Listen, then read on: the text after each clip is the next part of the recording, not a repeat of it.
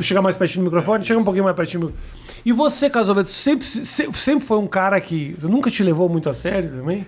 Não, eu sempre me levo a sério. Desde garoto eu sou muito disciplinado. Sério? Sério, sempre Escola? fui. Péssimo aluno. Ah, é? Porque é o seguinte, eu não sabia, eu tenho aquela dificuldade de me centralizar. Tá. Foco. Só que eu não sabia que eu sou do século XX. Sim. Eu nasci em 36, eu nasci antes da guerra. Não é? Então, imagina a educação que eu tive, o que era a vida em 1936, quando eu nasci, o colégio em 1941, quando eu comecei a estudar. Era tudo diferente. A medicina, tudo diferente, tudo diferente. E os meus pais, não por ignorância, por não existir, nunca se preocuparam em saber por que eu era mau aluno. Porque eu só gostava de nadar. Tá. Eu nadei durante 3 anos só, mas com muita profundidade. Era minha paixão. Dedicado. Até hoje. Dedicado. E era dedicado. Sempre era o primeiro a chegar. Nunca fumei, nunca bebi. Sempre fiz muito exercício na época que eu tinha 16 anos de idade, 15 anos. E isso me ajudou muito. E vendo a disciplina do meu pai trabalhando. Como eu sou filho único, e a gente veio do Rio para São Paulo em 45, era, entre aspas, uma província. Sim. Né? O meu pai veio como castigo do Chateaubriand para um diretor da Rádio Tupi, para castigá-lo, mandou ele vir morar em São Paulo. Ninguém queria vir para São Paulo. Não, era castigo. Vimos para o Rio de Janeiro, 45. Brilhando. Brilhando, e o cara... E era o Teófilo de Barros Filho, que era um radialista muito famoso, diretor de rádio. E meu pai disse, você não vai sozinho, eu vou com você. Mas não, obrigado, eu não tenho, nem sei o que eu vou fazer, não, mas eu vou. E foi assim que meu pai veio. E eu vim de uma família onde eu tinha 16 primos, de idades mais ou menos perto assim da minha, uma família do meu avô muito unida, a gente se encontrava muito, todos os domingos, aquele português que juntava a família toda no domingo. De repente eu vim para São Paulo abandonado. Então era eu, meu pai e minha mãe. Não tinha amigo. As pessoas me gozavam, eu era gago, era pior ainda. Era gago. Mas gago de dar para anotar na hora? Fala. Desse jeito? É. Depois eu conto como é que eu comecei a escrever.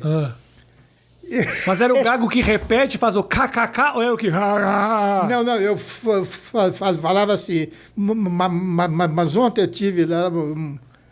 Era assim? Era. Então, o gago, quando canta, ele não gagueja. Então, eu começava a falar... Cantando. Isso foi aprendendo. Porque a gagueira é uma insegurança, né? Você ainda tem essa gagueira hoje? Não. Tá bom. É que eu tinha um peso enorme, que era ser filho do Manuel de Nóbrega. Sim.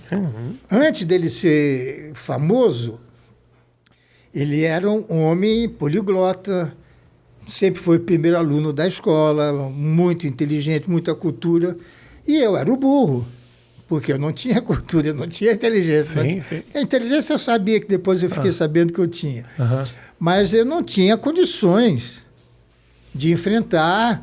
Então, a família da minha mãe me jogava muito isso na cara. Pô, seu pai é tão inteligente, você repete de ano. Eu não gostava de estudar. Eu não gostava. Eu queria alguma coisa minha, eu queria criar alguma coisa. Era chato a escola. E aquele universo do teu pai, de alguma maneira, te atraía? Mas demais.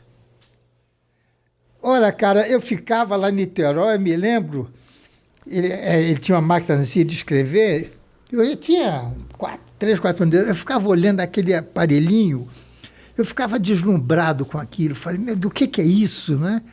Então, quando ele deixava eu ficar batendo naquelas teclas, eu preferia aquilo do que ficar brincando. Pra você ver como era a tecnologia daquela época. A criança se interessava pela incrível tecnologia da máquina de escrever. A máquina de escrever, que eu tenho até hoje, a minha primeira máquina, minha Hamilton Randall. Aí você via aquilo e falava... É aquilo que eu quero. Então, meu pai ficava escrevendo e eu aprendi a ler nos programas de rádio que ele fazia. Que eu queria saber o que batia ali e saía naquele papel. Tá. Então, era aquilo que eu queria fazer. Aham. E, Você então, lembra você vendo a coisa dele na praça?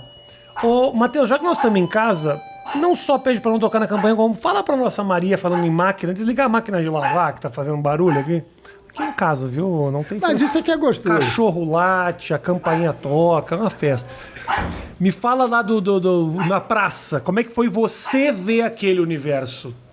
Ô, Dercy, tô com o Carlos Alberto. Não faz um carinho nela aqui. Carlos Alberto de Nóbrega, entendeu? Semana passada tava o Bruno Mota aqui, você não latiu. Agora vem o Carlos Alberto de Nóbrega, vai estragar minha gravação aqui. Mas que a praça... Foi anos depois, obviamente. Não, claro. A praça já era profissional. Sim, já era outra história. Não, eu tô falando naquele momento. Ah, daquele momento? Você lembra você vendo aquilo? Não, era para mim que eu me lembro que não havia ar-condicionado naquela época, cara. Era ventilador. Ai. Era ventilador em Niterói. A primeira geladeira elétrica foi meu pai que conseguiu fazendo um merchan. Jura, cara? Foi.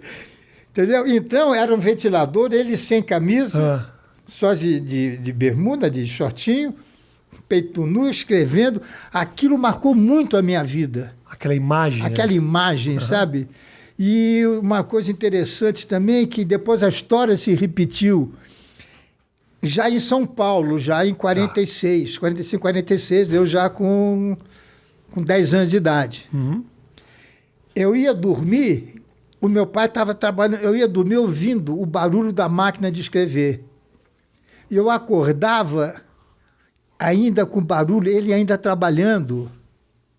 E isso se repetiu anos depois comigo e com os meus primeiros filhos. Virando a madruga. E eu não sabia disso. Numa entrevista quando falaram de mim, aquele negócio, dá um depoimento para o teu pai. Uhum. O Beto falou isso. Disse, uma coisa que eu guardo do meu pai é que a gente ia dormir e ele estava escrevendo. Porque como eu tenho esse problema de me concentrar, eu só sei trabalhar em silêncio. Tem que ser a madrugada. Tem que ser. Mesma coisa que eu. Estragou meu sono pro resto da vida. Nunca consigo dormir antes das 5 da manhã. Não, por isso, é criativo, né? Exatamente. Porque eu preciso ter silêncio absoluto. Então, por exemplo, na época que eu escrevia muito, a época da família Trapo principalmente, eu escrevia de madrugada. Porque se eu estivesse em casa, aconteceu. Entrava a minha mulher, coitada, meu irmãozinho, você não quer um cafezinho? Pô, ferrou. Acabou. Porque corta, a gente está criando. Você não está copiando, você está criando uma coisa que não existe. É difícil até de explicar isso, né? Porque eles não entendem. O cara que constrói um prédio, você vê o prédio construído. Eu preciso de concentração para fazer um plano aqui, para fazer um projeto, que senão cai um prédio. Se eu não me concentrar para fazer uma cirurgia, a pessoa pode morrer. Agora, quando nós que trabalhamos com criação de texto, fala, eu preciso de concentração, os caras vai. Agora, o meu filho que me dirige, o Beto, ele estava dizendo, pai, que frescura tua. Sabe o que está me derrubando? O banco. Ele não entende que eu, durante tempo, porque ele não é artista. Uhum. Ele não é artista, ele é diretor, ele é artista.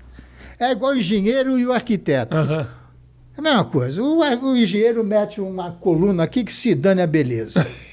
Isso. Não é mesmo? E então, compensação, o Niemeyer faz qualquer coisa e fala, olha que lindo, se vira. Se vira. É. Então, eu, durante 34 anos, fiquei sentado num banco de 1,5 metro, com essa posição, segurando os meus colegas, rindo, abraçando. Hoje eu tenho um banco de 2,20 metros só para mim e outro banco longe de mim, com um colega. Cara, me derruba. Pô, imagino. E as pessoas não entendem isso. Imagina. Um cara diz, o que vale é o que vai pro ar. Sim. E o artista que faz o que vai pro ar, como é que ele fica, coitado? É louco você pensar isso, né, Carlos Alberto? Porque você é um cara de televisão e o que parece ser uma frescura aos olhos de quem Porque não as conhece. pessoas não entendem. É tudo, né? É química, tudo. é química. Aquele banco me faz uma falta mais do que a própria risada. Porque a risada eu já me habituei a não ter o riso na hora. Já me habituei. Primeira e segunda vez foi terrível. Agora, De não ter plateia com a pandemia. Você está falando de não ter plateia com a de não ter pandemia. plateia.